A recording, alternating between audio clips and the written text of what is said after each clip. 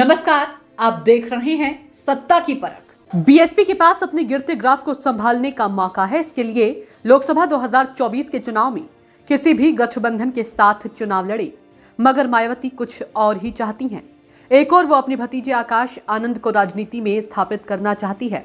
अकेले लड़कर ये मकसद हासिल करना मुश्किल दिखता है। मायावती की सियासी सफलता वोटों के जिस समीकरण पर टिकी रही है उसमें मुस्लिम दलित अहम है। 2024 में चुनावी समीकरण देखें तो राजनीति में सब कुछ बदला हुआ है। देश भर में अल्पसंख्यकों की पसंद कांग्रेस बनकर उभरी है। इसका खामियाजा यूपी में सपा और दूसरे क्षेत्रीय दलों को देश भर में भुगतना पड़ेगा। बीएसपी का प्रभाव उत्तर प्रदेश के अलावा हरियाणा, पंजाब, उत्तराखंड, राजस्थान, मध्य प्रदेश, छत्तीसगढ़, बिहार और महाराष्ट्र में है। बसपा के पास अधिकतम वोट शेयर 2009 में था, जब बीएसपी को 6.17% वोट और 21 लोकसभा सीटें मिली थी। इनमें से 20 उत्तर प्रदेश से थी, लेकिन उसके बाद से बीएसपी का ग्राफ लगातार गिरता चला गया है। वोट शेयर गिरकर 3.67% के स्तर तक जा पहुंचा है। हालांकि बीएसपी के पास 10 लोकसभा की सीट है। लोकसभा चुनाव में बीएसपी को उत्तर प्रदेश में 19.26% वोट मिले थे। बीएसपी सुप्रीमो मायावती अपने बेस वोटर को गठबंधन के नुकसान बताती है, लेकिन ये आधा अधूरा सच है। अतीत के उदाहरणों से मायावती ने यह तथ्य स्थापित करने की कोशिश की है कि अकेले चुनाव लड़ने पर उसे फायदा होता है, लेकिन हालिया उदाहरण मायावती के दावे के बिल्कुल उलट है। बीएसपी ने 2014 का आम चुनाव अकेले ही लड़ा था। बसपा का खाता भी नहीं खुला था। 2019 में समाजवादी पार्टी और रालोद के साथ चुनाव लड़ने पर बीएसपी सांसदों की तादाद 10 तक जा पहुंची। हालांकि समाजवादी पार्टी की स्थिति में कोई फर्क नहीं आया। उसके खाते में पहले भी 5 लोकसभा सीटें थी। गठबंधन के बाद भी संख्या वही रही। कारण साफ था कि सपा के मतदाता वाली सभी सीटों पर बीजेपी ने बाजी मार ली थी।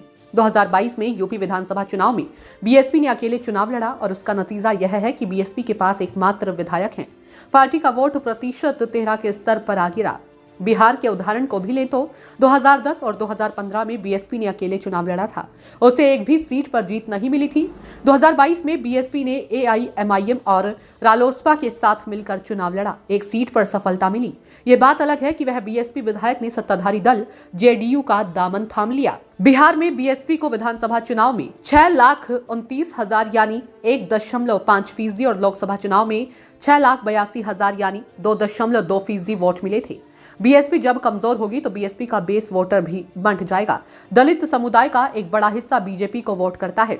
2024 को चुनाव में यदि मायावती किसी गठबंधन का हिस्सा नहीं होती है तो संभव है कि बीएसपी का कुछ बेस वोट बीजेपी को और कुछ कांग्रेस के पास चला जाए। लेकिन दलित वोटरों के लिए बीएसपी के बाद दूसरे सबसे पहली पसंद बीजेपी रही है।